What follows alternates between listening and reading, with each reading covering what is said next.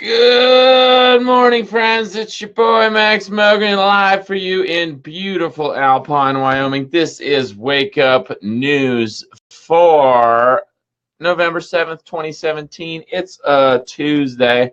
We got a big show for you. Jim Lee dealing with some technical difficulties. It's interesting. Some people's webcams seem to act up trying to get in. So hopefully Jim can get that sorted. He's a brilliant guy and very talented in all regards. I'm waiting to see if we get any viewers showing up here in the live feed. So far, none showing up. That's kind of interesting. And we'll see what happens here. There we're live. Okay, we've got 17 viewers. What's up, friends? Just want to make sure we're live. So Jim is having some technical difficulties. I'm just going to run through his work a little bit. It seems like we're having the same sort of problem that we sometimes have. What's up, everybody? Thank you so much. Good morning, J. Scott Knorr. Good morning, Sebastian Mossberg. Good morning, Siobhan. Thank you so much for tuning in. To give you an idea, Jim's work, he's on Facebook. Him and I have been friends since about 2011. Brilliant guy, incredible researcher, scientist, web developer, graphic design guy, geoengineering researcher, probably knows more on the topic than, as far as I know, anybody else on the planet. His stuff, his work recently cited by academics at Harvard and MIT. He's been cited many times, and it's because he knows his stuff. Good morning, Kathleen. Good morning, Linda Hatchett. Good morning, Brian Peterson. Thank you all for tuning in. Again, Jim's work, if you're not familiar with it, this is his Climate Viewer 3D interface. He's done several iterations on this, but basically it's a Google Earth map where you can do all sorts of things. It's really fascinating. Good morning, JT Jones. Thank you all for tuning in. Jim having some technical difficulty, but you can see on the side here, for example, I just clicked the tab for ionospheric heaters, and this is all Jim's work here. You can click this, and it brings up, the Arecibo Observatory Enhanced HF Ionospheric Heater, right? You get all sorts of info on that. It turns out these things are all over the world, and Jim's on point with it. You see all these ones in Norway, out in Russia, down there in India. Jim, a master at research and putting it all together in a real clean and professional manner. So hopefully he can get this webcam issue resolved. If not, we're gonna just cover his work briefly. Again, him and I met in 2011 because we were both interested in the topic.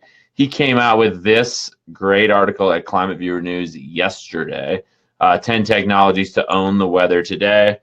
Number one, you got your ionospheric heater. That's like your HARP facilities. We just looked on Climate Viewer 3D. These are all ionospheric heating facilities all over the world. You see, here's one in Russia, the Sura ionospheric heating facility. It's like a HARP. It's like a HARP installation. In Japan, here's one in Japan. The Shigaraki MU Observatory, right? It looks more like the one in Puerto Rico, but go over to climateviewer.org and you can literally spend hours looking at this.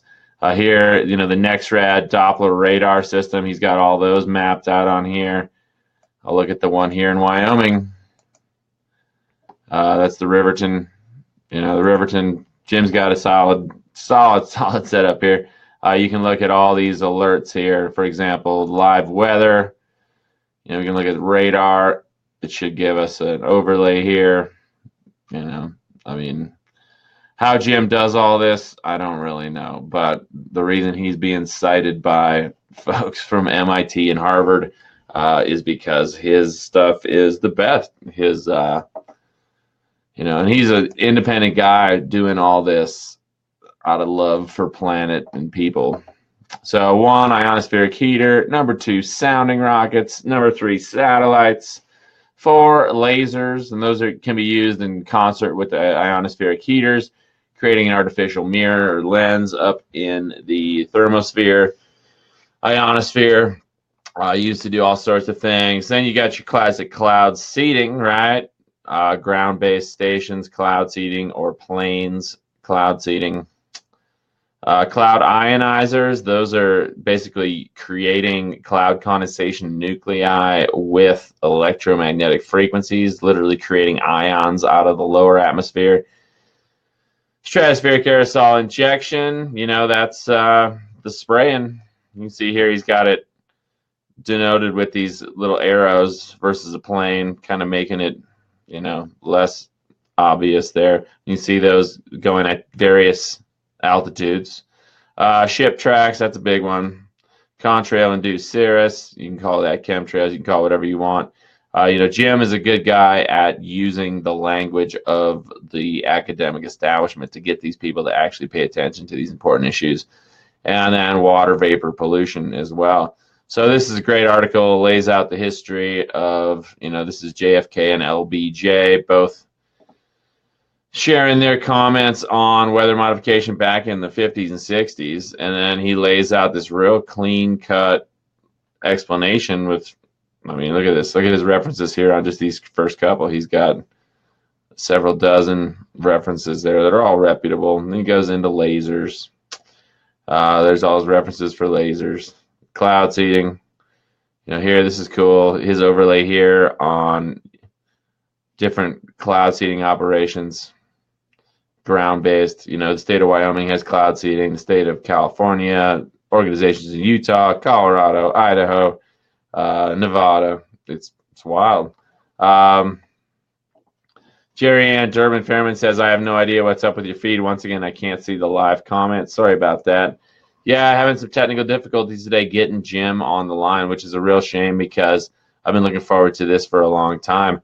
Here's an interesting video in his latest article over at climateviewer.com where the president of Iran, Mahmoud Ahmadinejad, said in front of the UN back in 2011 that Europe was stealing Iran's rain. Okay. This gives the example of something I always bring up, the Operation Popeye top secret mission over the Vietnam War, the international treaty banning weather warfare in 1978, the NMOD treaty, and then Project Blue Nile, for example, weather warfare over Cuba in an attempt to destroy their sugar crops, what was dubbed Project Blue Nile. Ready was to heavily cloud seed the areas upwind of Cuba and remove as much rain as possible. So weather warfare banned in 1978 by the UN NMOD treaty. Of course, the UN also banned torture a long time ago, but that doesn't stop enhanced interrogation techniques. The UN also banned white phosphorus, but they were dropping that on Fallujah. So who knows? Thank you all for your comments. What's up, Daniel Reichert? Yeah, Siobhan, I hope no one's interfering too. It's unfortunate we can't get Jim in here. I'm going to check my messages here. He is working on it. So hopefully. There he is, Mr. Lee. There he is. We got him on the line. All right. Yeah, Jim. I'm going to, I can't hear you. I'm just going to bring you in and hope for the best. Here comes Jim Lee. Jim, can you hear me? I can hear you. Can you hear me? Yeah, let me turn down my volume a little. I think it's getting. All right, I can hear you. You see, it's getting my mic is. Good morning, Mr. Jim Lee. How's it going, dude? Does my voice sound like this thing's working or my webcam mic's working? I have no clue. You sound good. Whichever mic is working, it sounds great. So let's just roll with it. This thing? What's up, boss man? How you been? Oh, come on. You're the boss, man. Jim, I'm good. Really good. We were just running through. I showed people a little taste of Climate Viewer 3D, a little summary of your most recent article there, the 10 technologies that can be used to control the weather right now, and that great infographic you just came out with. and really conclusive. I was letting people know about how you've been an outsider in the realm of weather modification, geoengineering. You probably know more about the topic than most Ivy League intellectuals who are paid $100,000 a year to study this stuff. But now it seems like finally the mainstream academics are looking outside. And when they look outside, they see Jim Lee, and now they're citing you. Can you tell us a little bit about how academia is finally taking note of your efforts at Climate Viewer? It's kind of overwhelming. There's a guy named Dr. Rick Shakeman, and he just wrote about my HARP research on MIT's Climate X. And I did a video about that. And then he actually contacted me via email, and we talked last night. And the guy is brilliant, and we had a lengthy conversation about it. I just before that interviewed Dr. Renaud Richter from I think it was Italy. I'm sorry, I butchered this last time. He said he was a Frenchman, but I think he's in Italy. But anyway, Dr. Renaud Richter has this solar chimney idea. And I asked him, are you going to the climate engineering conference? And he basically said the one in Berlin that just happened, CEC 2017. Yeah. And he basically said that, they said they already had a French guy.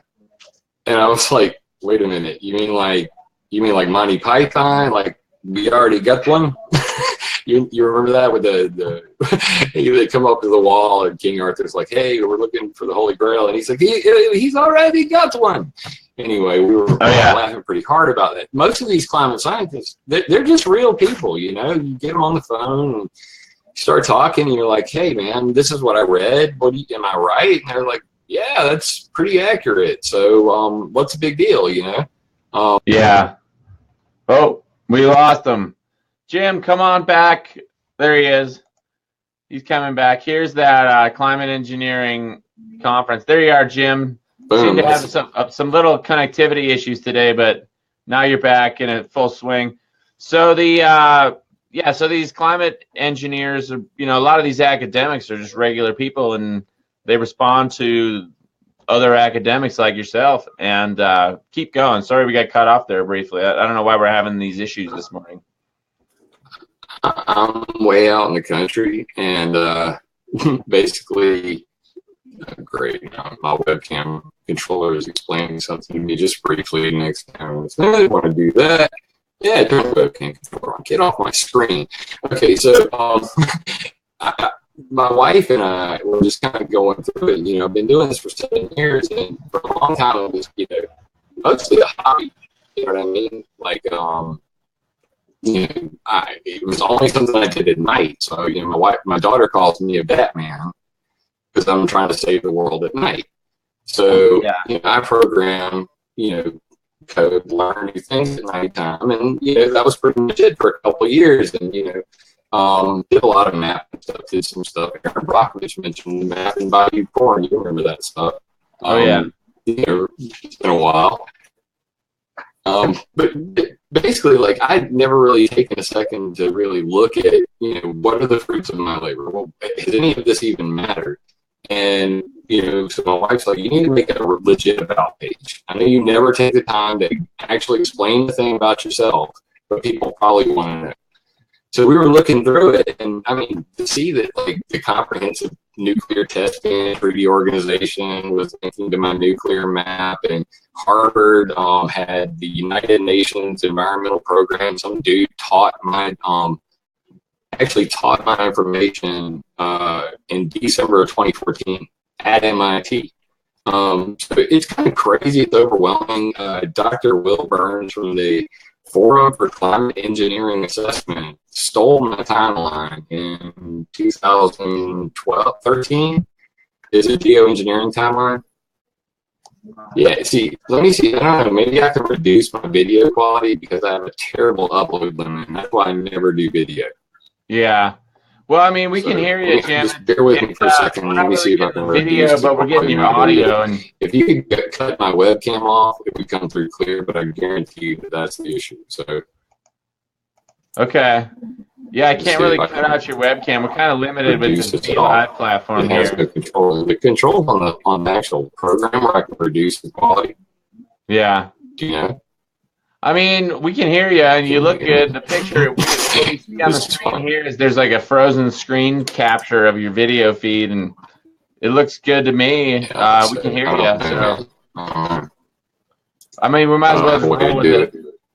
I will try to speak slowly and move less. Yeah, Clayton Best So saying if he would talk slower, the data across the there's a internet lot of would keep people. up. Yeah. It's unfortunate, guys. I live in Sumter, South Carolina. I'm on the edge of the county. I live near. Oh, we lost him again. Jim, if we can get you back, or all right, he's like, it's funny because when I've got him in the lobby there, I can see Jim perfectly. Like, there's no problem with his uplink there. I got good video. We're gonna try getting him in again.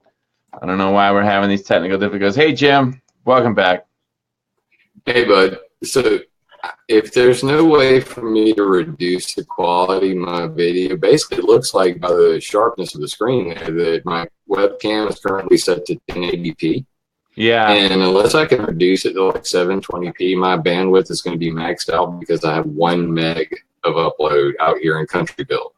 So Well, why that's why don't I you go never ahead and really try do that? webcam. Cool. If you Yeah, I want to don't do know if that, there's a way I stand can rig by. it to where it won't come on. Yeah, give Yeah, me get just it one down to. second. I don't see any controls in this program, and I'm gonna need to cut out, and I'll come right back in. Okay. Okay, you got it, bro. Thanks so much. We'll talk to you soon, Jim. All right, everybody. So Jim, technical difficulties. He's in South Carolina having some issues with the broadband there. Apparently, upload speeds. You don't really get into that problem too much if you're just doing normal internet stuff where it's mostly downloading, but uploading can be a problem. If anybody, while we're waiting for Jim, we can go through Climate Viewer. We might as well. Or I can read you all the horoscopes. I know everybody loves the horoscopes here at Wake Up News. So your call. If I get a lot of comments looking for the scopes, we'll get into that. But until then, I'll just show you some more of Climate Viewer 3D. Again, Jim's interface. It's funny. He has been doing this for so long and is so talented at it. It's pretty amazing that this is a one-man operation down in South Carolina doing all this. But yeah, it's absolutely wild. He's got live weather on there, live satellites. And it's pretty funny that he has actually, these products, he has all this stuff to get ported into Google Earth from various entities around the world, and these products will often change, so he'll have to redo the code on these, and Jim Lee just got it going on. But you can find out basically everything you ever wanted to know about what's going on planet Earth with this Climate Viewer setup here. Interestingly, when I first met Jim, he went by the moniker Resonated, and he was teaching me a lot back in about 2010, 2011, when I first started waking up to the reality of modern geoengineering technologies, right? Modern climate modification technologies. And it's a topic I've been passionate about for a long time. I just put up a video last night that was an old one I made in about 2012 called Geoengineering is Genocide, but Goonies Never Die. Obviously, the mainstream talks about geoengineering all the time, but they very rarely, if ever, mention the notion of these technologies being used as a weapon. If you don't believe me, we can just do it quick. While we're waiting for Jim to get the webcam issue sorted out, there's geoengineering. It's always defined by the mainstream as the deliberate large-scale manipulation of environmental process that affects the Earth's climate in an attempt to counteract the effects of global warming. Of course, geoengineering could be used for all sorts of purposes, and there are much more profitable uses as a weapon or as a political tool compared to just the so-called notion of saving the planet, right? The history of weather modification, geoengineering, and you can go to a Google News search Look at that. There are 40,500 results for geoengineering. And basically across the board in all these mainstream discussions on the issue, they always look at geoengineering like, oh, yeah, we have the technology, but we would never use it for evil. We would never use it to control people or weaponize it or to intimidate people or terrorize people or to cause problems for our enemies. We would only use it to save the planet, right? And, you can go through, it's talked about all the time. There we go. National Geographic even covering it. Can we engineer a way to stop a hurricane? Well, yes, in fact, we can. Humans figured that stuff out a long time ago. If you look at, Project Storm Fury from the 60s till the 80s, for 22 years, I believe, from 1961 until 1983, Project Storm Fury was going on. And the mainstream, literally even National Geographic, decades behind the times here, because these technologies have been developed. These technologies were weaponized long ago. And the mainstream just kind of overlooks that fact. Any discussion of climate change is going to be woefully inadequate without addressing weather modification technologies. Pretty straightforward. Lori Root Riley chiming in. Hurricane Harvey flooded my house inside with 3 feet of water. This house is 55 years old and never flooded before. Right? That's what's odd about things like Hurricane Harvey. Hurricane Harvey, record-setting rain. Like you said, never flooded before. I think they said there were 53 inches of rain over the course of a couple days while Hurricane Harvey went down. And that storm, what did we see with Harvey? It literally sat with the eye right offshore. We can go to Climate Viewer 3D and look at it. I can't bring up the historical imagery without getting it queued up in advance because I'm not super duper. I haven't been playing with Climate Viewer as much as I used to. But, Hurricane Harvey was down here off Houston. And the eye of the storm sat right where my cursor is and just spun and spun and spun and brought so much moisture. It was literally like an engine picking up all that moisture from the sea and dumping it on the land, right? Of course, there are no shortage of technologies that could be used to cause situations like that to unfold. And Jim has laid those all out in his most recent, oh man, sorry. Isn't it obnoxious how so many mainstream websites will just start playing a video randomly? It's like, if I really wanted to watch a video, I would push play on it. Trevor Andrew chiming in, British Columbia was on fire for 120 days. Bam, right? That's a big deal. Again, sorry we're having troubles getting Jim in here. It says he's back in the lobby. So hopefully we can get him live. Thank you all for your patience. Yeah, it is what it is. Jim is going, he went in front of the EPA years ago to give you an idea of how passionate this man is about the climate change and geoengineering and weather warfare agendas. I'll show you a video.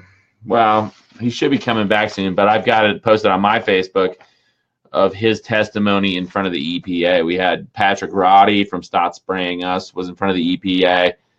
Madison Star Moon from Virginia Beach, Virginia, who's she's constantly harassed online for her activism, exposing the dangers of geoengineering, chemtrails of various types. There's a lot of reasons you can spray chemicals out of an airplane, and manipulating the weather is just one of them. Right? People, and it's funny with the whole situation with things being sprayed out of airplanes. It's like, look, people have been spraying, they spray bullets out of airplanes to shoot down other airplanes, right? They spray missiles out of airplanes to blow stuff up. They spray bombs out of airplanes, spray, using that term very loosely. Crop dusters spray pesticides out of airplanes. Cloud seeders, that are openly acknowledged spray silver iodide and dry ice out of airplanes. And, you know, over the last couple decades, since about 97, more and more people have been noticing things being sprayed out of airplanes for all sorts of reasons. Jim is back, so I'm going to bring him in, and hopefully we have resolved our issues. Jim, are you there, sir? Damn, please don't resent my internets. Can you hear me? Yeah, I can hear you. No better. I mean, we can hear you. Is there any way to cut my camera off? No, I don't have that capability here with the Because unless you can kill my format of BeLive.tv. Maybe you should try the old trick of putting a piece of tape over the webcam, and then it'll just register a black background, and maybe that'll decrease its stuck on the bandwidth. Watch me work.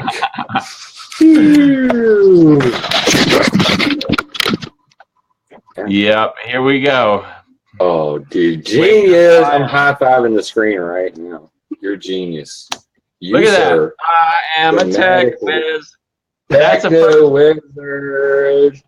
That's the first and only time I ever wound up Jim Lee when it came to technical issue. That's for sure. My dog, dude. I got articles about the electric tape, and it's just so brilliant, man. You're so next level right now, man. I'm like in awe of your brilliance. Oh, come on, Jim. You're just saying that. So we got Jim Lee. We got no picture of him, but we got a great audio signal. Jim, everybody's here. We got 66 viewers. They're tired of hearing me talk. I'm going to bring up your graphic for your latest article, and maybe you can just give us a rundown on those 10 technologies. Is that all right? Sweet. Cool. Totally, so I'm going to drop cool. myself So everything's still cool? You have the bridge, sir. Okay, so I don't see the picture up there yet, so I'm going to bring it up on my screen over here on the side too. I got my own little cap. And basically what I did was I got kind of pigeonholed for a while, and I was talking a lot about chemtrails and jet fuel because basically to myself personally, I pretty much answered every question there was, for me personally about the subject, and the only question I had left was this whole chemtrail conspiracy. So I focused on that for like the last 3 years, and what ended up happening was everybody was like, "Oh, you mean Jim Lee, the jet fuel guy?" And I was like, "Wait a minute, damn it! You guys don't know what I did before this." So, like, I'm going to the weather modification conference this year. It's at the American Meteorological Society's 98th annual meeting. Am I still coming through clear? Yep, Jim, we got you loud and clear, brother. All right, so they're going to have a conference on it's the 21st conference on planned and inadvertent weather modification, and I didn't want to go there empty-handed. You know what I mean? I want to go there with some stuff printed out so that hopefully I can, really bring it to them.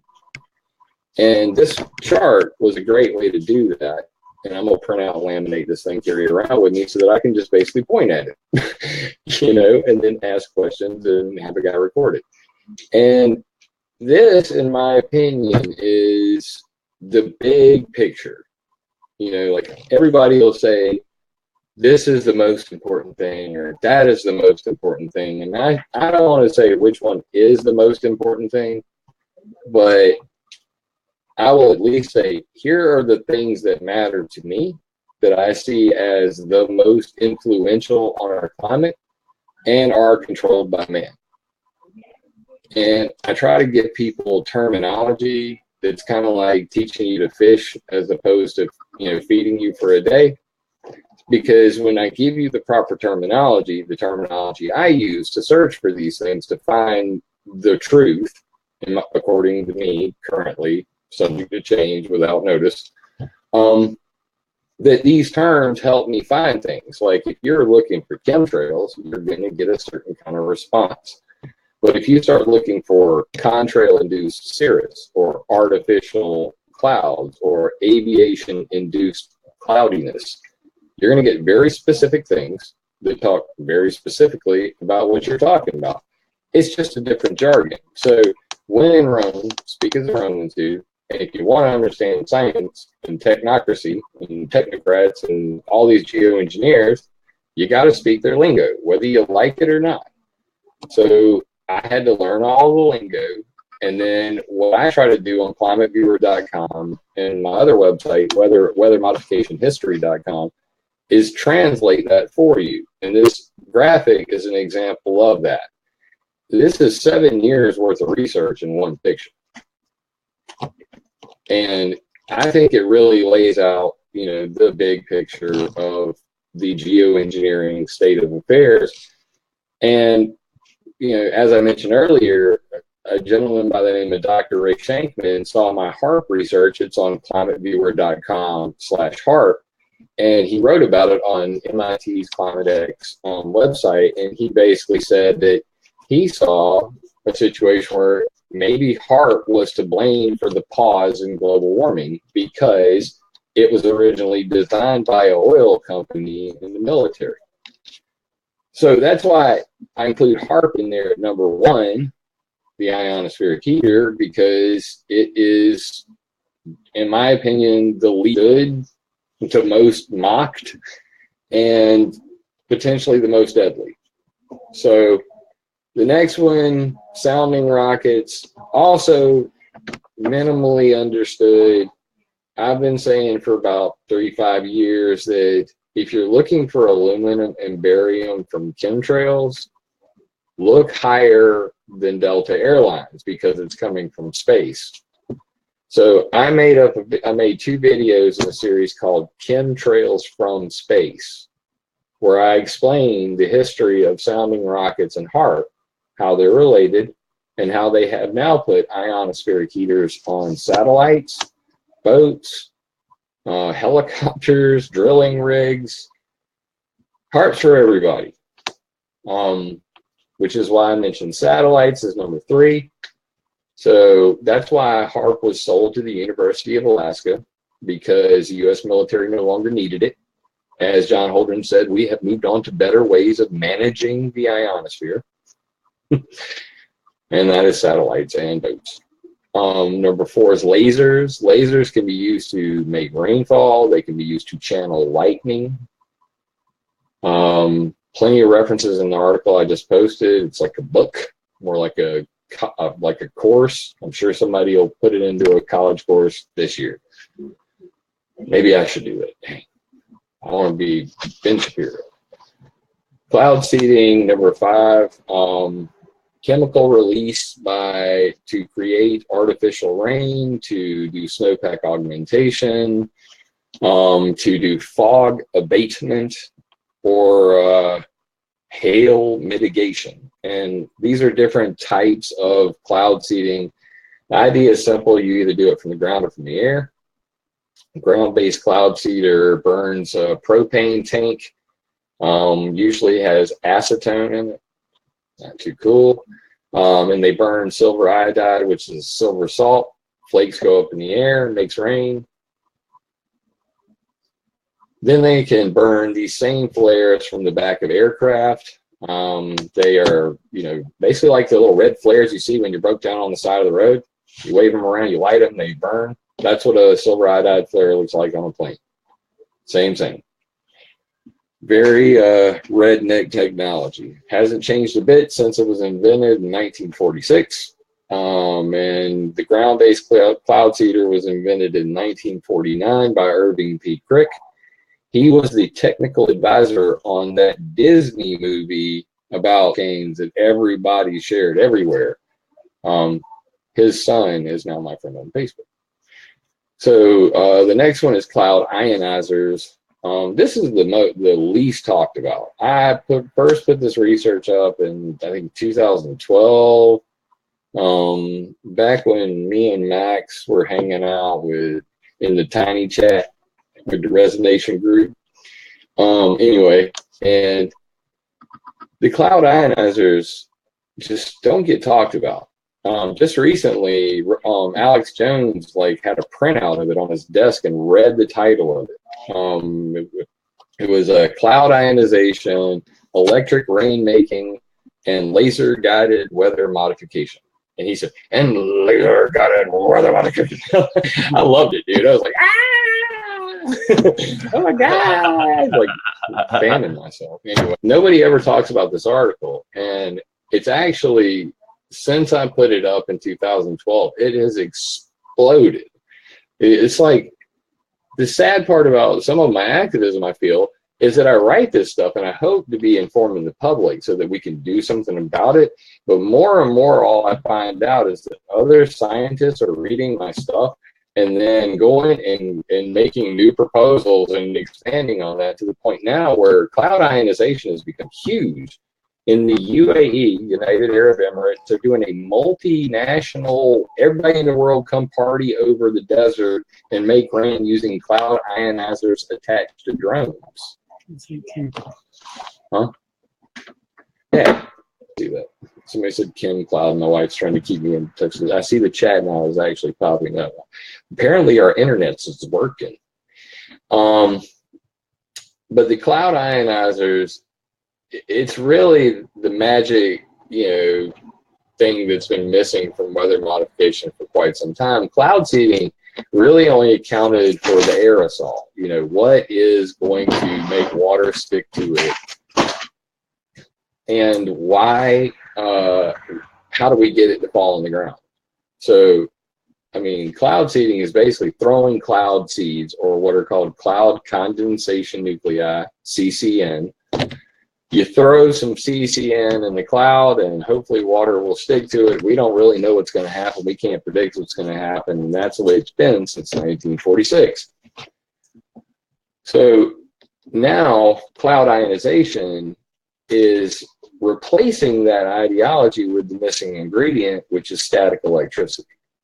And I'm going to try to keep the terminology simple today, but basically, if you rub some carpet on some carpet, or rub a balloon on some carpet, or if you've ever been shocked with static, you know what I'm talking about. But that is the magnetism, the thing that binds them together. So you need some kind of speck of dirt, you need a whole bunch of water, and you need something to make the water stick to the dirt. And that is the electromagnetic energy associated with the friction in the clouds and a whole bunch of other things. But with this cloud ionization thing, they're actually just going to take the dirt that's already up there, the pollution that's already in the sky, and then they're going to ionize that. They're going to put negatively charged ions. It is by their description, typically with like a 500 watt cord, and they just shoot electrons into the sky. So there's that. Somebody asked, could clouds be made on a clear blue sky? Yes, I'm going to get to that in just a second at the bottom. Yes, I'm definitely going to answer that in just a second. It's coming up in the last 4 points on that infographic. So the cloud ionization thing, actually, if it works as it says it does, would clean the sky. As opposed to adding more chemicals to it, it actually uses the chemicals and particulates and aerosols that are already in the cloud, fills them with static, water sticks to it, falls out. That's the idea. Next is stratospheric aerosol injection. Everybody's favorite dirty word, geoengineering. Geoengineering, solar radiation management, where they spray particulates into the stratosphere, the purpose of which is to block sunlight and cool the planet. And this is basically an idea that was born from Lawrence Livermore Lab from a guy named Edward Teller, Roderick Wood, or Lowell Wood and Roderick Hyde, Teller, Wood, and Hyde. And these guys at Lawrence Livermore National Lab wrote a paper that basically said, hey, if we sprayed some stuff in the sky and mimicked a volcano like Mount Pinatubo, we could cool the entire planet.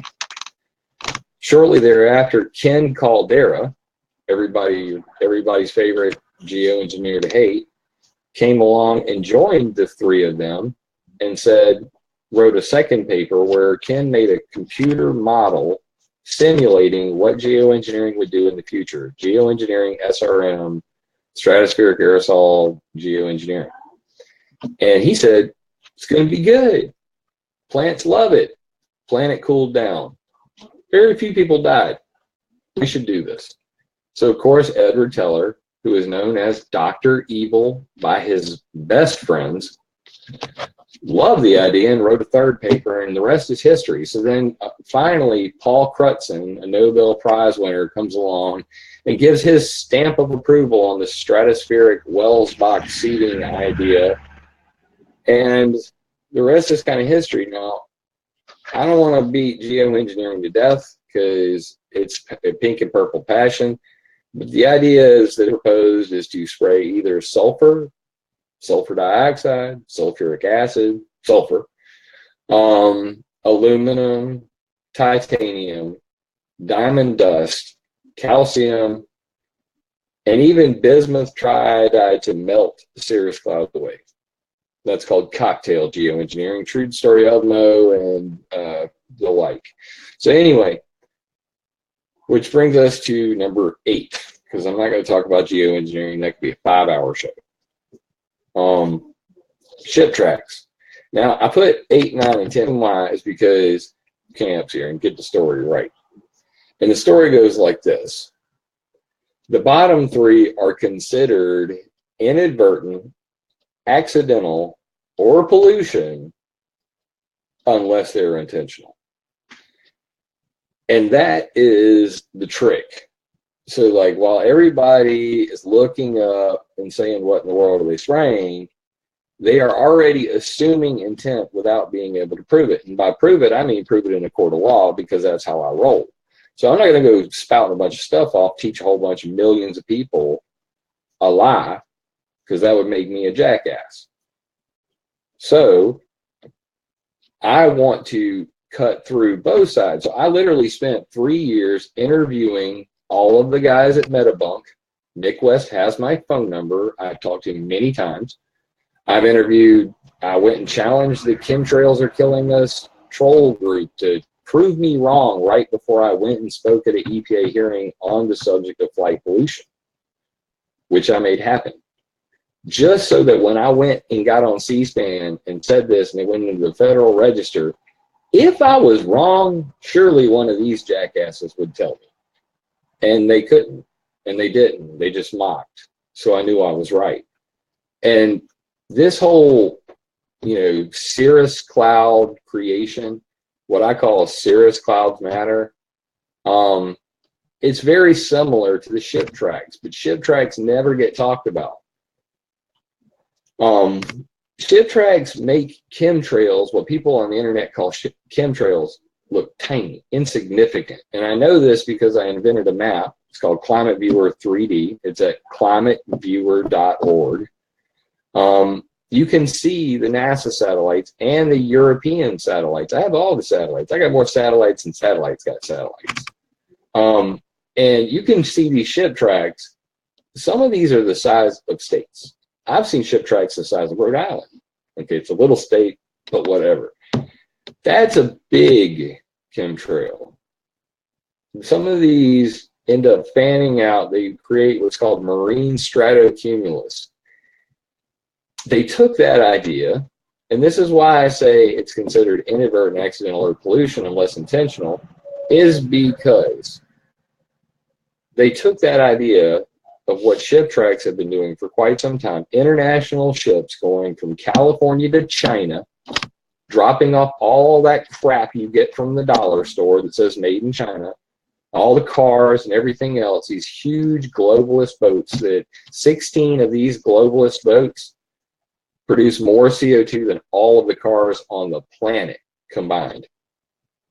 Yet they blame you for CO2. So ship tracks are a serious concern, and part of it is because of something they use called bunker fuel. And bunker fuel is loaded with sulfur. And because it's dirty bottom of the barrel oil, it produces a lot of fly ash. And that fly ash goes into the sky, makes a bunch of clouds. It's carbon black dust. It is soot. It is fly ash. So these are cloud condensation nuclei made by a ship that attaches to water that blankets the sun out over the ocean. That's a problem.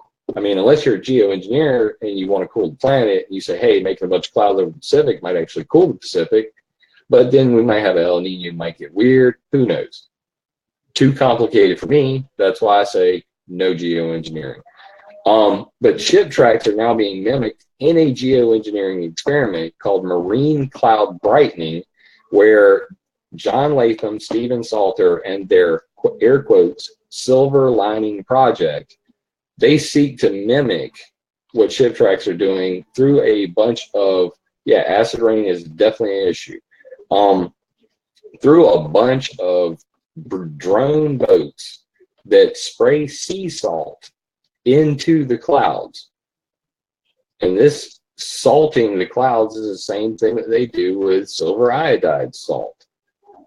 So what's the commonality of this? They're dumping salt all over the planet. In the Philippines with cloud seeding, they are doing 200 tons of salt to cloud seed. And that's the Philippines Air Force dumping it out of U.S.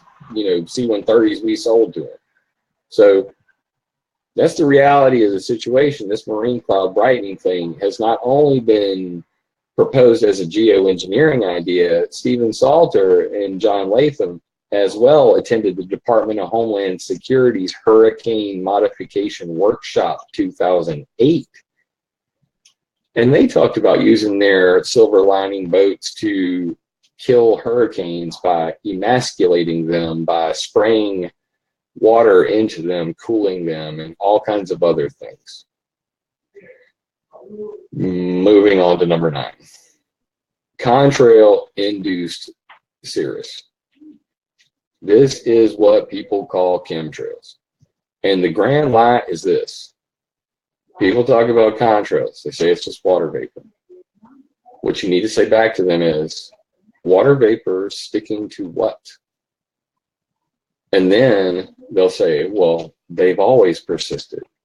And then you say, well, what is the effect that these clouds have on the environment? Is it a problem? Because you're not saying it's a problem. You're just saying that it's not a problem, Mick West. And I've had these conversations ad nauseum. And the general consensus is this. One side wants to say that they're trying to kill everybody on the planet, and it's intentional. Intent is a word that I hate, because intent is a straw man. It is a rabbit hole.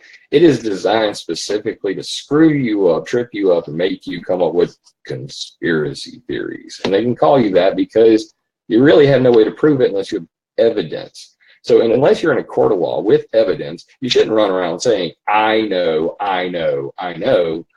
because the judge is going to look at you and say, you don't know shit, get out of here. So, that being said, I tried to approach this from a follow the money kind of standpoint.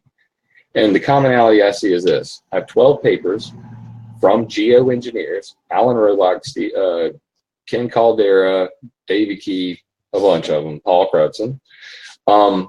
And basically, in all of these, Ben Kravitz, Peter, I'll stop. The commonality is this. If we add sulfur to the jet fuel, then we can deploy without anybody ever noticing. It's called fuel sulfur content geoengineering. And what did Edward Teller say when we were on number 7 talking about geoengineering? Stratospheric sulfur injections is what they originally called it.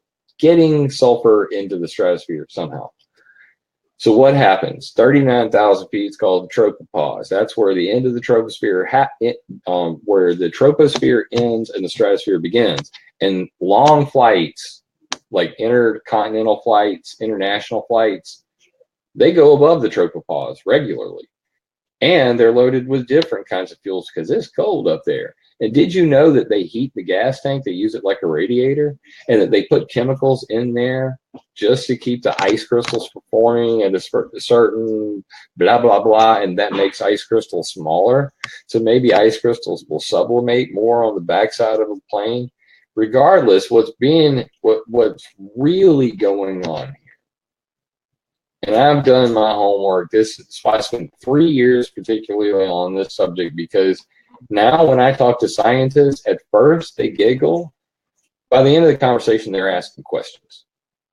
And I really want you guys to pay attention on this one. Chemtrails, what people call chemtrails, what people refer to as geoengineering so often, though it may be geoengineering, has more in common with cloud seeding than geoengineering. And geoengineering is actually cloud seeding. It's just a semantic game. At the end of the day, everything is a chemtrail. It all came from the idea of cloud seeding. That's what this map shows you here, is that aside from HAARP shooting out electromagnetic missiles, almost everything there requires chemicals. Then along comes the electromagnetic age, and we hit ionizers, lasers, and HAARP. Natural progression of things. So with chemtrails, as it pertains to creation of clouds behind Delta Airlines, and I'm not talking about CIA programs or any kind of secret government stuff, because that stuff does occur.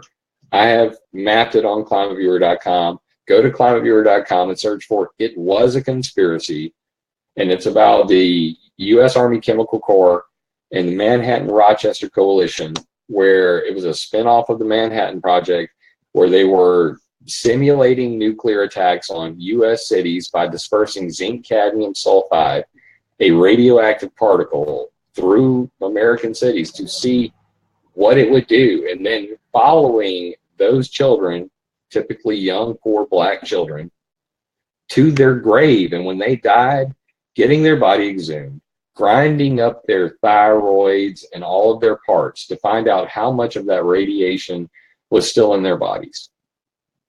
And basically, this paper shows how people over a huge organization, hundreds of organizations, were participating in the act that it knowingly was evil, but could not see it as that because it's compartmentalized. That is what is going on today with jet fuel and don't trap heat. They want them to cool the planet. I interviewed the FAA's head of the FAA Aviation Climate Change Research Initiative. His name is Dr. Rangasai Halthori. And he basically said, you're right. You know, we want to make clouds by day, none by night. And that was a head scratcher at first. And then I observationally realized that, at least for me personally in the last year, and this is a relatively new phenomenon, it seems to me that I do have mostly cloudy days. And then about the time that the sun starts to break, the clouds start to break. And an hour or two later, I have a starry night. And I want to do time lapse. I'm doing some observational stuff to make sure I'm not crazy. But it seems like it's already going on. And specifically, Ken Caldera and company came out with a paper called Cocktail Geoengineering, in which they admit that if they just melt the cirrus clouds away, the chemtrails everybody's complaining about, the chemtrails that are attributed to cloud blankets melt poles. The Greenland's ice sheet melts faster when it's cloudy out. I said all of this in 2015 at the EPA hearing when I went. And it's finally, getting some attention, but nobody's really wanting to talk about it realistically, out in the real world. And I basically caught hell for 3 years for even talking about it. But at the end of the day, there is an active, semi-nefarious program called biofuels for contrail control. And if that ain't in your face, I don't know what is, because they want to call you a conspiracy theorist, and then they say contrail control. And Ulrich Schumann at the ICAO 2010 contrail mitigation options, he said specifically, we want less warming contrails and we want more cooling contrails. We also want them predictable for operational control. He went on to design a program called COSIP, the Contrail Cirrus Prediction Tool.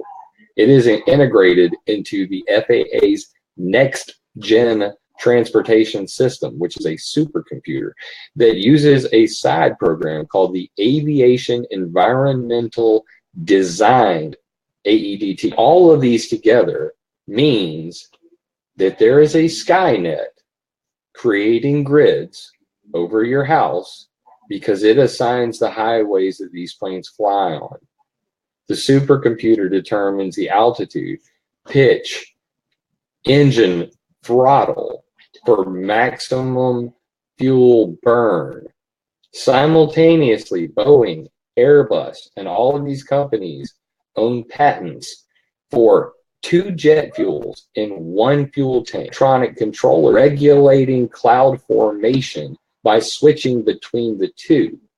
Zapadia et al. 2015 use biofuels on takeoff to kill less people around airports because they will produce less carbon black soot emissions. Ultra low sulfur jet fuel or biofuels on takeoff switch to high sulfur content fuel at altitude to mimic Pinatubo effect. This has now been mandated. After my EPA hearing, the government EPA threw out the lawsuit that was at the hearing because the agreed to regulate itself. So the ICAO, United States, European Union, and China agreed to the Alternative Aviation Fuel Pact, which signs, seals, and delivers the greenwashing deal of using biofuels for contrail control. Oh, surprise. Who can do anything about this? You can, because if you come to climateviewer.com and you learn this stuff, I'm just a normal guy too. I was a Boy Scout. I read this stuff. I'm now giving it to you. It is your turn to do a good turn. Learn this shit. And then you will be a weapon of mass information, and we will be able to get this message to resonate so that no one is any longer called a conspiracy theorist, so that we can do something about this, so that hopefully when my daughter is 25 years old, she can still see stars. Because the projection is that by 2050, terrestrial astronomy will be a thing of the past due to increased aviation pollution creating clouds. So if we're going to end up being Venus, because our skies are covered in sulfur clouds, sulfuric acid rain clouds covering the whole planet, do we really have to continue to use the word chemtrail just so we can be right? Or can we grow up, learn scientific terminology, when in Rome, speak as the Romans, and if you're going up to Congress, speak congressional. But know what, be able to, intelligence is to be able to speak to a person and be understood. So being all high society and using big ass words, somebody's not going to understand. It makes you an asshole. But if you want to be influential and you want to change the world and you want to change the minds of people who have these walls up that were driven there by slave speak and their, their lens and their bubble and their society, you've got to be able to walk up to them and say, no, on the facts here, you are wrong. And you have to be able to stand firm in that and know that. Which is why I put all this together, and we are at number 10, water vapor pollution. This is the rest of it. Now, shout out to Weather War 101. Guy, I've been riding my ass forever because he's like, dude, you never talk about my stuff, man. So then he goes and puts my face in all his videos. Weather War 101 originally, we won't dump him. We'll just be nice today. So He originally borrowed some of my mapping material from climateviewer.org. At the time, it was called the Radiation Database. So his first like 25 videos have my NEXRAD radars in them and stuff. And I had water vapor pollution stuff on there about it back then, and I still do. Same with coal ash ponds and a whole bunch of other things. Coal fly ash ponds is in the pollution section, fossil fuels on climateviewer.org. Regardless, you can go see coal fire plants. Every single nuclear reactor in the world is on climateviewer.org. It is in the nuclear section. So I says to the guy, the hell are you talking about? I know all about water vapor pollution. And he's like, but you don't talk about WSAC. Well, guy, slow down. I kind of mapped them all. I have every nuclear reactor on the planet on the map. Why don't you use it? So while the guy harasses me, uses my face, talks about me and water vapor pollution, how it's all controlled, I have it at number 10 because he has never been able to produce any evidence to me directly that there is any coordination between disparate coal-fired power plants. And if you can show me how some rednecks in Illinois got on the phone with the rednecks in Texas and said, hey man, storm coming. Let's all make clouds same time. Flip switch. Show me anything. Show me one scientific document that says that there's any sort of network. So water vapor pollution that is inadvertent, accidental, is where we're at, and this is called lake wind effect. Some an example is Michigan and the Great Lakes, and then on the other side they're getting dumped on. So pollution hitting water, making tons of rain. They know where it came from. Water vapor pollution is unique though, because it's barely mentioned in the IPCC. It's just kind of glossed over. And water vapor is the most potent greenhouse gas. It is the actual thing that holds the heat. So creating clouds, bad thing. I've got cloud creation via smokestacks, cooling towers, water surface air coolers, TMS 65. This is a Russian jet engine on a truck. This is an example of using a jet engine to specifically make a cloud anywhere. This was a question that was asked earlier. Could clouds be made on a clear blue sky? Yes, pollution or water. At the very bottom of the infographic in water vapor pollution, it says TMS 65. You can go to YouTube and type in TMC 65 and you'll see the one I'm talking about. Also at Stennis Air Force Base, they have the NASA's J2X rocket. It is known as the cloud making rocket. The BBC actually did an interview out there where the guy's like, oh my God, it just made a cloud and it's raining on me. So, and finally, jet engines. What? Why would they create clouds? Tell me about it. Oh yeah, and then my wife is like, why? And cloud creation is important for a lot of reasons. Hey, you want to kill a whole bunch of soldiers? Put some chemical agents in that cloud and kill them. Do you want to block out here's a good one. This is from a military, it's on climateviewer.com. It's military talks about owning the weather despite in-mod bans, something like that. And in it, it's a 1997 report that follows owning the weather where they basically made it a reality. They said, hey, we're gonna go in there and talk to an joint Army Air Force, thing and say, here's how we can turn this owning the weather paper into operational stuff. And here's what we can do today. And in there, they said 1997, create, suppress, control cirrus. So the military claimed as a weather modification tool that in 1997, they could make these clouds whenever they want and get rid of them.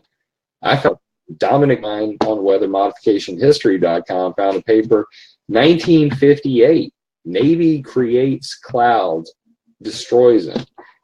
They were using carbon black soot, and then they used a liquid carbon black soot. They poured liquid carbon black soot out of the back of the plane, and it made a linear cloud, big long cloud. They came back through and used a powdered carbon black soot and could melt the clouds away. So depending on how these cloud seeds are thrown out, they can make clouds however they like. The J2X rocket is a hydrogen rocket. It's literally just shooting water into the sky and it's making clouds on its own. So they literally can make huge clouds. The TMS-65 is a jet engine on the ground, but it's spraying a chemical. Same thing the jets do in the air.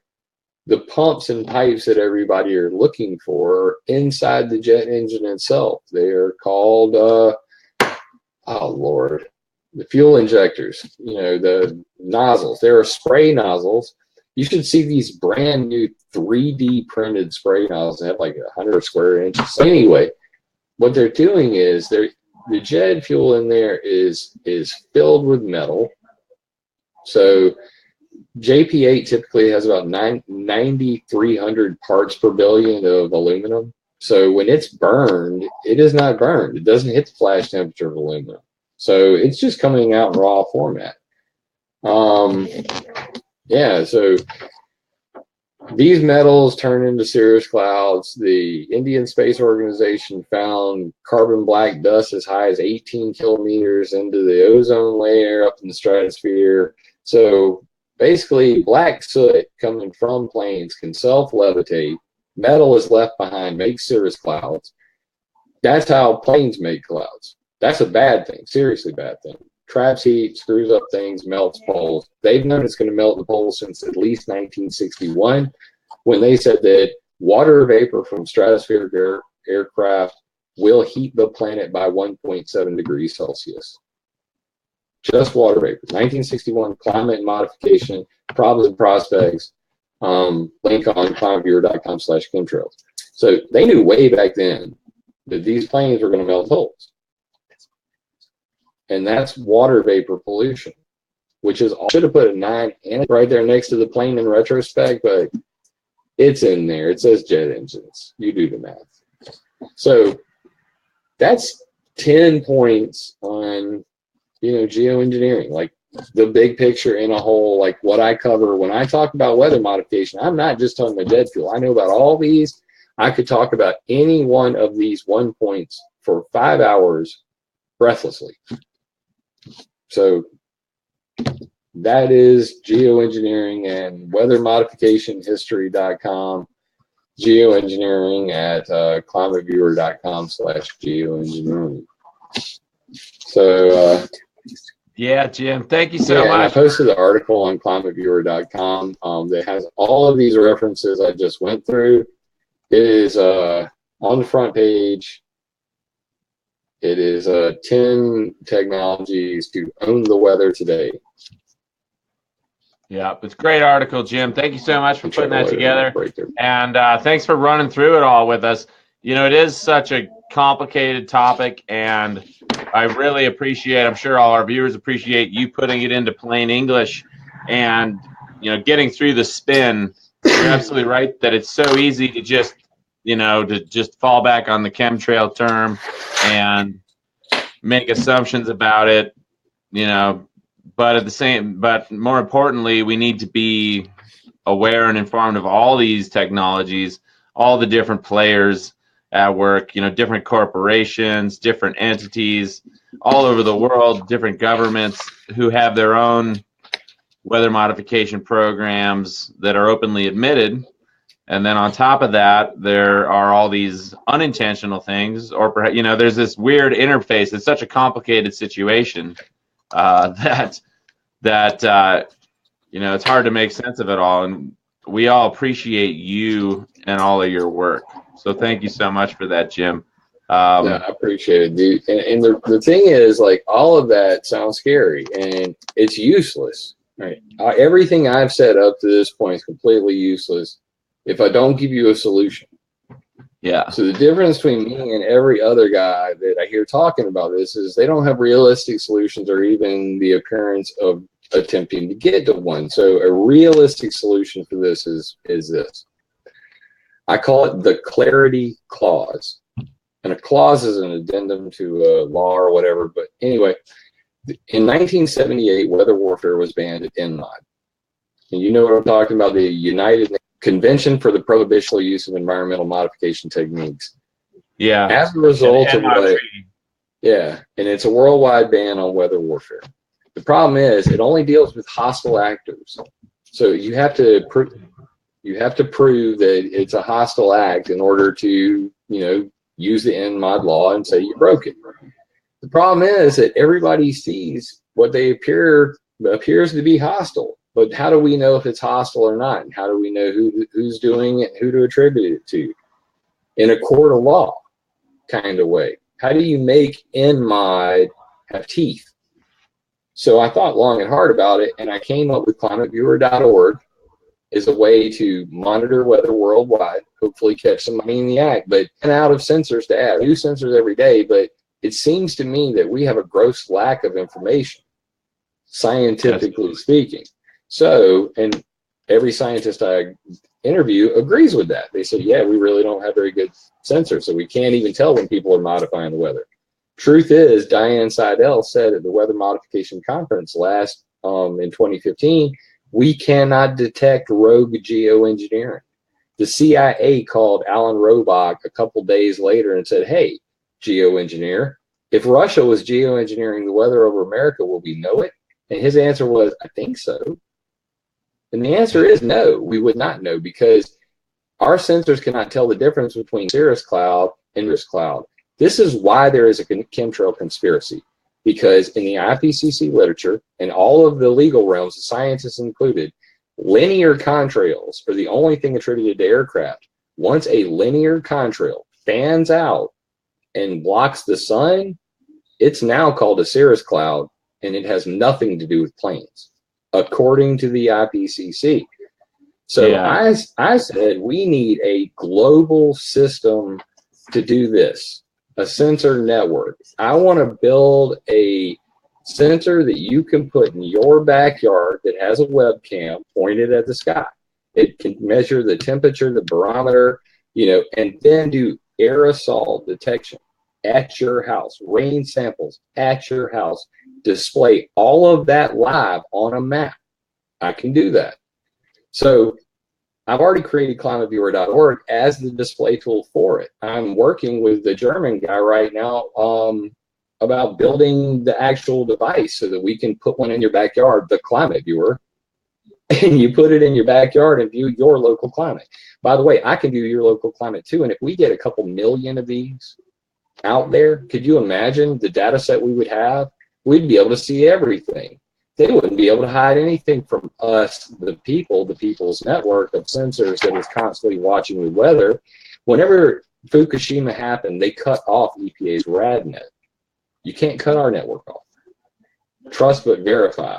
So that's one part of my solution. The second part of my solution is requiring that anybody henceforth who decides to do atmospheric experimentation, weather modification, geoengineering, or any other act of dumping chemicals in the sky or electromagnetically radiating the sky for the purposes of geophysical warfare, all the way down to just I wanted to have a pretty day, you have to give a 24-hour notice on a publicly available website,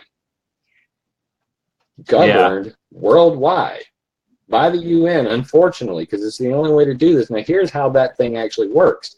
If your ass does not give us notice on that website, if you go ahead and modify the weather anyway, our sensor network will detect it.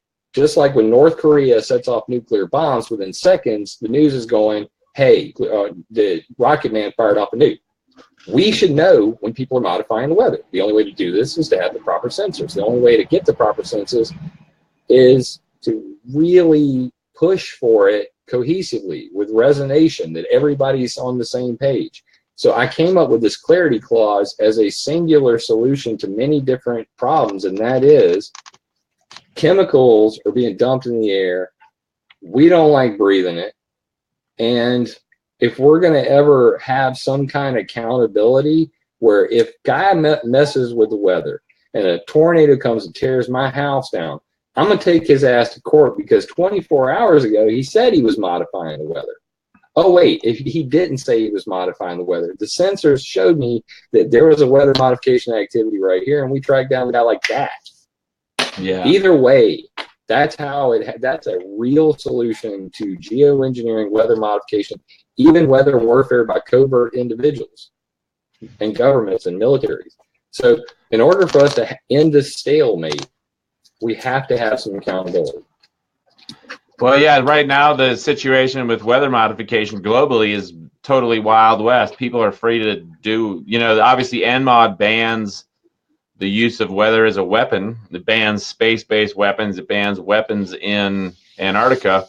But the reason that weather weapons are so powerful, well, obviously they're powerful, but they're so secretive and useful is because there's always plausible deniability without enough sensors out there to truly hold people accountable, to truly prove, in a court of law that somebody has harmed you with their weather modification or climate modification efforts. And it's a great idea, Jim. We stand behind you with that one. I saw a lot of people in the comments here say, I want one. I want to count me in for having a sensor set up, linking it up to the network, and doing it right. And that's what that's one thing I appreciate so much about your efforts. Weather Underground's kind of like that. Yeah, that's one thing I appreciate so much about your efforts to. I don't want to say infiltrate, but you straddle the line between the activist community and the intellectual community, and you know more about these topics than your average PhD climatologist who focuses solely on CO2 generally. So it's great.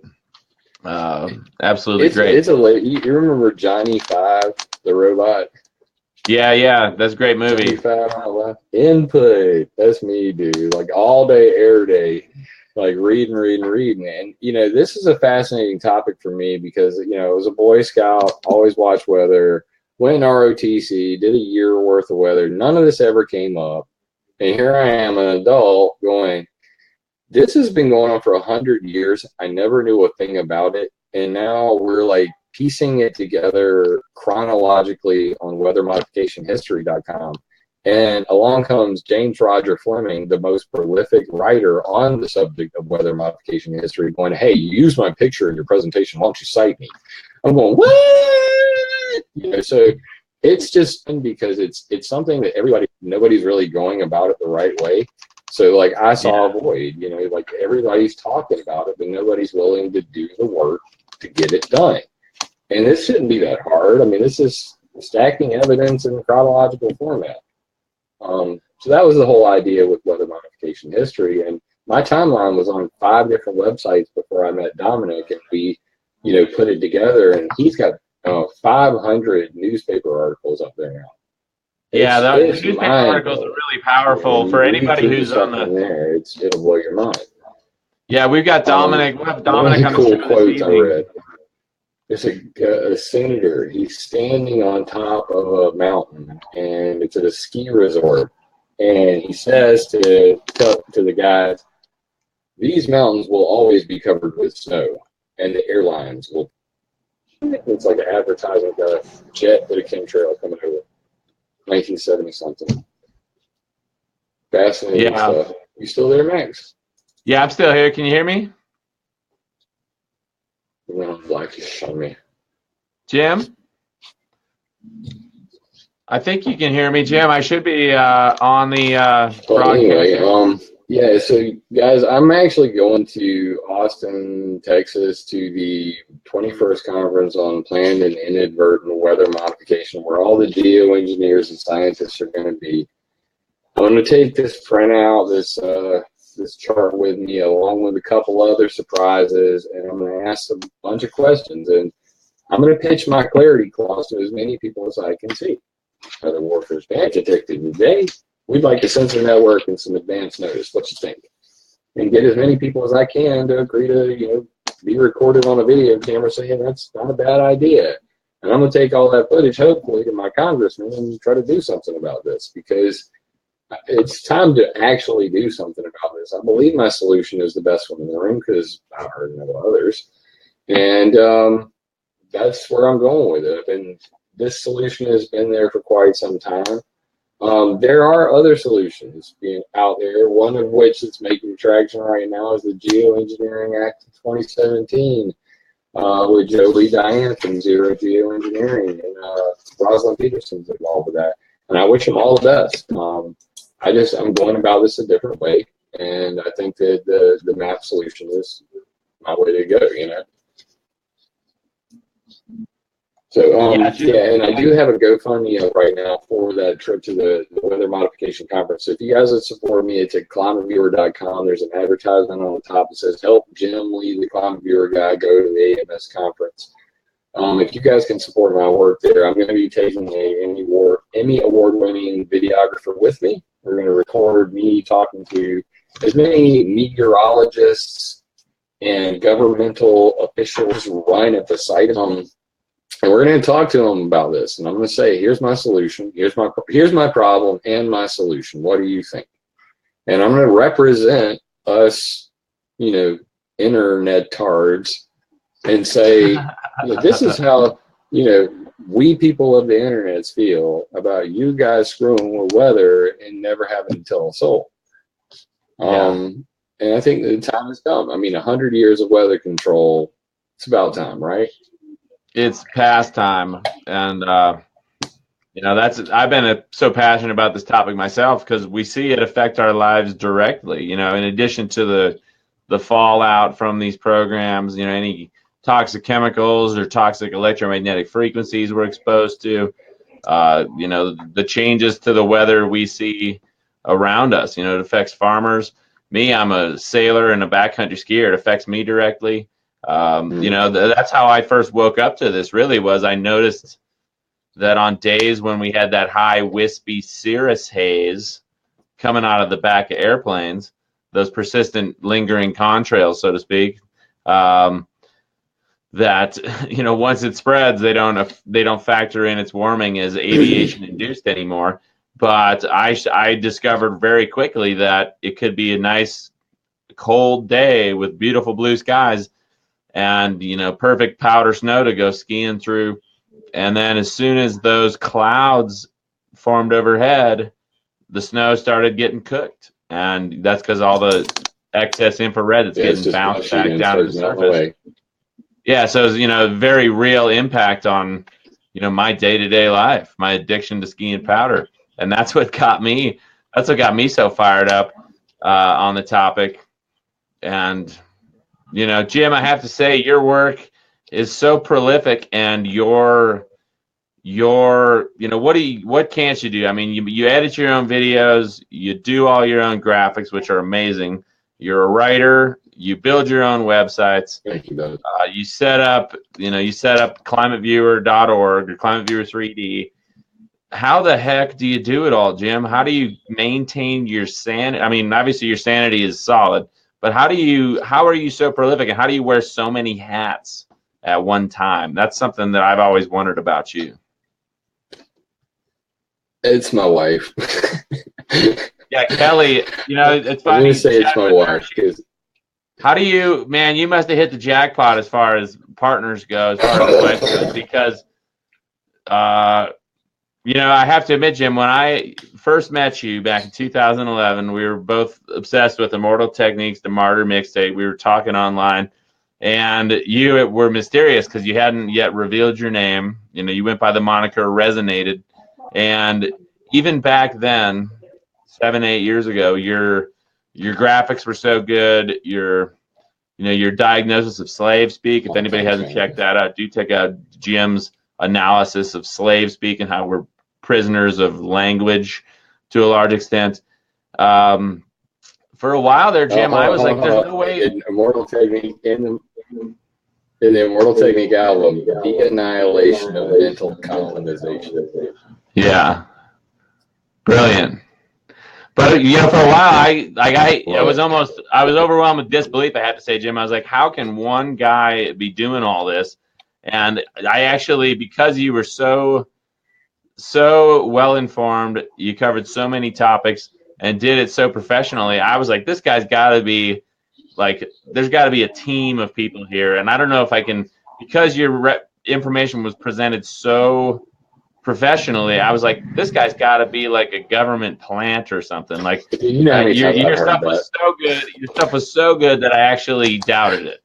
As crazy as that sounds, but it's 100% true. And the more I've gotten to know about you and your methods and your capabilities, I'm continually floored by all the effort you put out there and everything you do to try to save the planet. I really love you always take it back to the Lorax by Dr. Seuss. And how's it saying? That's my dog. If someone like you doesn't care a whole lot, nothing is going to get better. It's not. So you take the most complicated issue with the most advanced technology, the 10 technologies that can be used right now to manipulate the weather, and you can bring it back to a nursery rhyme by Dr. Seuss. It's pretty cool to have a friend that operates on such a wide spectrum of science and culture. So thank you, Jim. I appreciate it, Max. And I love you because you've always had a smile through all this. There are very few people that I know who have remained positive no matter what, and you're one of them. Like when I first met Max, he sent me this video of him snowboarding with his dog. What's the song in it? The White Lion, White Tiger. White Tiger. Yeah. I still show that to people all the time, and I'm like, I'm so jealous of you. Every time I watch that, like that, you have the ability to just snow ski on a mountain. Like me, I'm trapped in the house, dog. So that's why I do all this shit. I've got an 85-year-old grandmother with Alzheimer's we're taking care of, and 2 kids and a homestead. So. And, I don't have money. I don't need it. Everything's paid for and we pretty much live simply.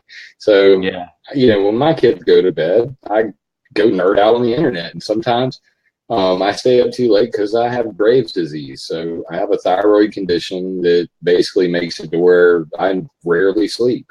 It's a love-hate kind of curse thing, but you might as well go with it, right? Used to, I would play video games with it. I actually made a video game. I made an entire total conversion mod for Rainbow Six. I was hosted on the GameSpy network on PlanetRainbow6.com. It was a Renegade Legion total conversion mod, and Red Storm Entertainment offered me a job. I was like, I'm not going to do this again. I'm doing something else now. But yeah, dude, like the internet's been my love since 12 years old. So I've seen like so many changes in the world since I first got on the internet. And I just think that it's accelerating us on a path to happiness. Yeah. And I'm glad I met you, dude. You're one of my favorite people. Like I remember the Tiny Chat. Thanks, Jim. Here's a question for you. With your reach, obviously we can help you here in the independent media. We can help get your research out. But since you're a guy who's got his finger on the pulse of trends and the internet in general, what's your take on, the algorithms at social media? It seems like the independent media has really, if independent science was allowed the same luxuries, the same liberties as the corporate media, we would probably eat their lunch when it comes to reach, when it comes to engaging an audience. But more commonly today now, we see people's YouTube channels being shut down or demonetized. We see the reach of large pages on Facebook and Twitter losing viewers. What do you think we should do to assure that we can continue reaching a growing audience in the face of covert censorship? Well, honestly, the internet's decentralizing so quickly that there's a huge movement, and I'm just going to call it a grab at the new open source social media. Yeah. And I've been invited to so many of these minds.com and a couple others. I'm not going to drop any other names. Alexandria.io I like. There's a Self Earth. I like these guys too. But anyway, there's all of these, independent, we are open source, but then you go and you look and you say, where's your GitHub? And they don't have one. Yeah. So currently, as far as I know, there is no truly open source social media. I mean, there are parts that have parts of their stuff open source, but not the whole code base. So until I actually see a fully open source social media, that's not where I'm going. And that's why the internet's kind of fractured right now. That's the way they want it. The problem is that they need somebody to be honest, completely transparent, go the Linux route and do a truly open source social media that is distributed blockchain, matrix.org, international interplanetary file system, which is what I'm using on a new program I'm working on. It's called Attention. So I'm building my own damn social media for the future. Of course, I've been working on it for 7 years. Of course, yeah. Maybe 20. Yeah, and I've only showed it to maybe 20 people ever. And I work with a guy who told me the other day that he's Tyler Durden. He doesn't actually exist. And I'm starting to really wonder if he is a real person. But regardless, he taught me how to code. So I hope he's a real person. But me and him have been coding this thing called Attention for 7 years now. Off and on. And I'm so busy with all my other stuff, I never get time to do that. But at some point, I'm going to run out of gas on things to talk about with these topics and I'm going to go work on the social media thing because that's really what I want to do. But, you got to do what you got to do. And then when you want to do what whenever I got to do what I want to do, that'll be nice. And I want to work on this new social media. And, it's a new idea. Our social media is nothing like anything on the internet currently. There's nothing to describe it to, and I'm just going to leave it at that. Maybe one day I'll come on here and show it to you, and we'll do a live demo of it or something. But I'd love to see it. Holding pattern right now because of this, Weather Mod conference and stuff. That's why I'm so focused on this topic because I want to send this message to the AMS convention and then try to get something done about this law so that I can get back to talking about hacking or, talking about mapping or things like that. But as far as you were talking about with the metrics thing, I see it, like it's a double-edged sword. If you're an activist, you have to go where the people are to reach them. So if you want to be an activist, you have to be on Facebook and YouTube, whether you like it or not, because if you're not there, you're not heard. So people tend to cohabitate because of ease of access and all these other things. The thing that's not happening is people aren't finding a reason that resonates with them to get the hell off of Google and Facebook. And once people see how it directly impacts their life, and you can strongly make that argument, and they can see that they are hurt now, not in the future, that like this second you should stop because you are hurt these ways. Like they do psychological testing on you where they put stuff to depress you into your home feed and then run analytics on your responses and see if you're more negative. Oh, he didn't like as many things. Look, we're getting to him. Yeah. Now, the CIA did something called the MK Ultra experiments where they realized that fear, uncertainty, and doubt is how you control a person. You can mind control anybody using those three things: fear, uncertainty, and doubt. And if you're constantly getting fake news fed to you by Facebook that is designed to negatively impact your emotions, that's the definition of mind control. Yeah. And it's scary. And it goes on every day. That's why when I go to Facebook, honestly, I try to avoid reading anything anybody wrote. And it's kind of a curse because they're like, hey, have you ever, every time I talk to somebody, they go, have you heard of so-and-so? No. Have you heard of so-and-so? No. Are they on YouTube? Yes. No.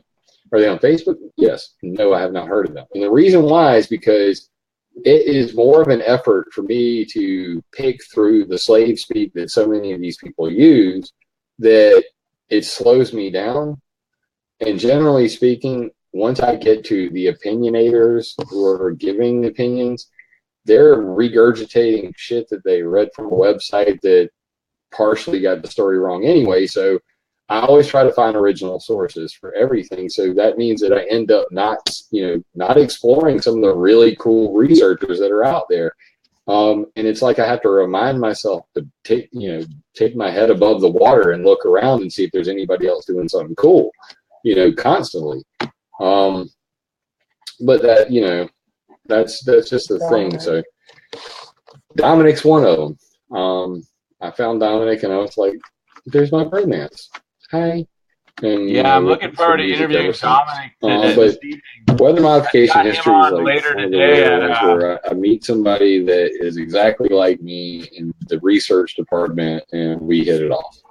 So, aside from Dominic, I've met a lot of friends, people like you, people that I admire, that I do follow, off and on. But honestly, I'm so limited in time that most of the time I get on, I put my kids to bed, I sit down at the computer, I already know what I'm going to do before I get there, because I've got 3 months worth of stuff planned. My next plans are finish weather modification history version 2, so I can put that site up. Then I'm going to be creating an app for Climate Viewer 3D that's going to be on the Android and iPhone market. So cool. Me standing around talking all the time slows me down from doing these things that I want to accomplish. And I want to have my map updated. I've got a new software I learned how to program in. So when I get back to working on Climate Viewer 3D, which should be shortly after this Weather Mod conference, if not before, that this next version is going to be pretty darn stellar.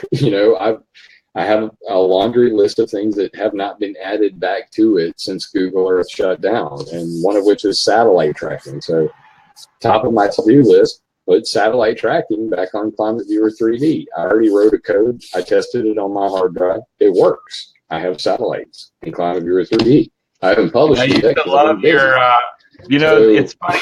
I have to that's say, the kind of things I do. Like all the work you put into the original. What can I accomplish? And just race through it, and then I go and do something else, but it's a labor of love, man. I soak it up and I have fun with it. So I remember the original Climate Viewer. Can you hear me, Jim? Can you hear me? Yeah, and it's hard to find them. So like what I'm gonna do is I'm just to unify things. I will be putting the chat back on climateviewer.com. And what I want to do is have basically like weather mod history, climateviewer.org and climateviewer.com will have one chat. And it's already up there. It's tlk.io/CV news. But I'm going to embed it on all 3 websites so that we have like one chat room. So hopefully when I'm up in Texas at the Weather Modification Conference, I can go into the chat room and be like, dude, I just talked to Ken Caldera, and everybody can be like, ask him this crap, and, that sort of thing. Yeah. But that's the problem with social media, too, is there's so many of them. They're all over the place, and trying to keep up with them is like a damn job. So yeah, it is. Me you have to run around in circles. I think I'm at the point now where it's so overwhelming that I'm going to only respond people who ask me questions on my website. It only makes sense. Why the hell would I go give all my love and attention to Facebook and YouTube and be answering all the damn comments over there when I want people to come to my website and read stuff? And if everybody had this ideology, I don't want to give all my content for free to Facebook. I want to have it for me on websites, then that would decentralize the whole internet. And there would be no Facebook or even YouTube for that matter. Yeah. Because people wouldn't congregate there because they want to monetize their own content. Imagine that world.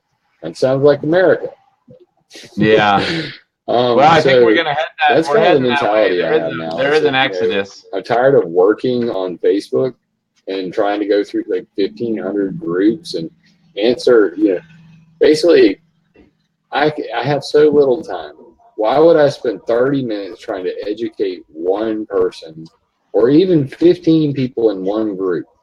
I want to try to do this and be as effective as possible and not have to repeat it. So I'm going to record it and put it out there. And hopefully I don't have to repeat it so often. I can move on to doing something else. And I'd like to do that from my website because I already posted all this shit. And if you'd have read it in 2014, I wouldn't have to explain it now. But it's still there. So if you would like to read it, please. But don't DR shit because all of my articles are long, pretty much. Yeah, it's your body of work, Jim. That's my Climate Viewer news blog where I dump all my research links. I'm trying to be more of a writer now. Before I would just kind of like, here's a sentence, explains everything. Yeah, that's right. A lot of people are in echo chambers. So that's the other really big thing. I have a quote on the side of climateviewer.com about the bamboozle, and it's by Carl Sagan. And it basically, is his way of saying, if you believe a lie long enough, you will refuse to accept the truth no matter what. Period. So, and that's where a lot of people are. And you see them even in politics, left and right. I refuse to believe anything a leftist says. I refuse to believe anything a rightist says. Well, great. Now we're going to go throw rocks at each other. So, I mean, that's where I'm at. Like I'll talk to anybody. I talk to anybody from any side, any point of view. I say, hey, if we disagree, fine. Just don't throw rocks at me. Attack ideas, not people. Right on, Jim. It's great having you on, Jim. You got so much to say, and it's all very much appreciated by us here at Wake Up News. We're already about almost 2 hours into this. Do you have anything else you want to say? I know you're a busy man, and we appreciate your thoughts on social media. I think it's very important. People don't realize that Facebook does feed you what you want to see, and it does psychologically manipulate you. Arguably, social media, it's like a Trojan horse. It could be our solution, or it could be a big part of our problem. And I like your approach of getting to work and getting things done that really matter, as opposed to just, falling into the trap of the next big story or the next opinion on something. You go to the straight science, you go to the straight stuff, and you come back and you package it and deliver it to people like myself in a very understandable way. So many people are overwhelmed by this topic, and we're really looking forward to you going to the Weather Control Conference 2018 down in Austin, Texas. So anybody out there wants to know more about that, or maybe pitch into that campaign, again, Jim is going with a Emmy Award-winning cinematographer. He knows more about these topics than, 99.9% of the attendees of this conference, and he's going to bring it to them in a way that they can understand. So, Jim, thank you so much. You got any other closing comments for us here today? No, I appreciate you tolerating my poor my redneck internet. I did everything I could to get something better than 4 megabyte download and 1 megabyte upload. And they basically told me, well, it'll cost you $5,000 to run the line to your house. So,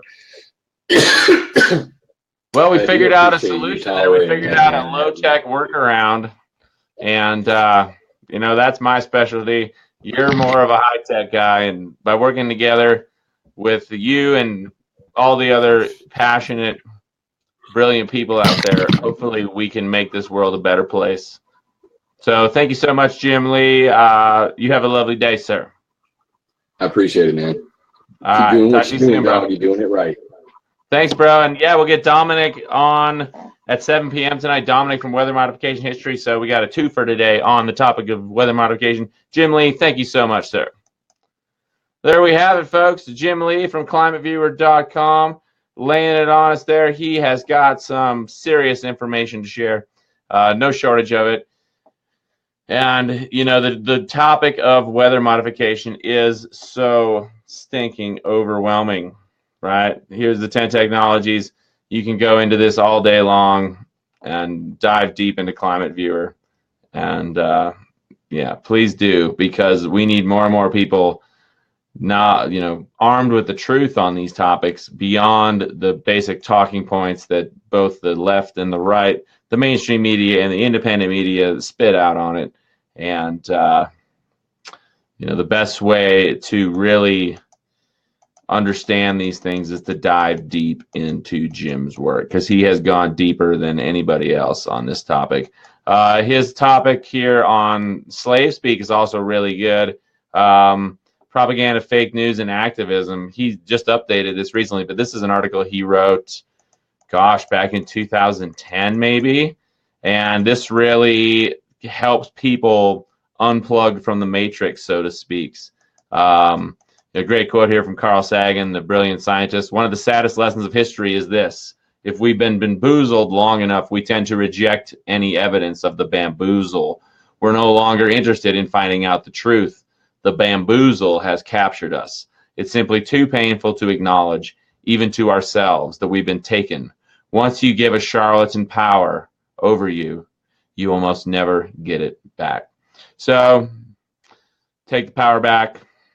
And on that note, I'm signing off. We'll get into horoscopes and all that stuff soon, but I've got another big interview here, plenty of work to do here at Wake Up Wyoming, Wake Up News here in beautiful Alpine, Wyoming. So thank you so much. Clayton Bask asking for the links from today. Let me drop those into the comments for you right now. Really, it's really pretty simple. Jim has got it really laid out here. There's climateviewer.com, which is his website for various articles on the topic.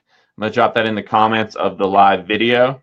And then climateviewer.org is the Climate Viewer planetary mapping interface there. Again, Jim's got big plans. He's trying to get this network of sensors online, and that's huge. But check out those comments. I'm pinning those to the top of the comments here at the show. Thank you so much for tuning in. Your boy Mog signing off. Back live for you at 7 p.m. with Dominic from weathermodificationhistory.com. I'll drop that into the comments here too, because another great website that Jim's got his hands in.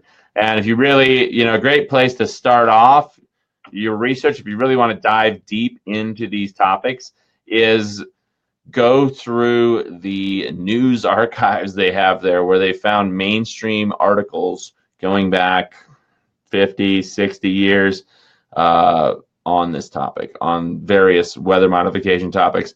And it's amazing how the mainstream media used to talk about this stuff all the time. It was in the news a lot. Like I said, they got hundreds of articles on here, and that's just the ones they've been able to find. There are plenty more out there, lost, in the sands of time, so to speak. But yeah, it's a huge topic. Dive deep, because really, of all the issues we face, the fact that these technologies exist, the fact that they have been weaponized in the past, and they could be unweaponized, right? They could be used transparently for the betterment of humanity. I'm not saying that we should try to control the weather, but at the same time, maybe these technologies could be used for good. But as it stands right now, it's the wild, wild west out there, and all these rogue actors playing God with the weather, affecting all of us directly.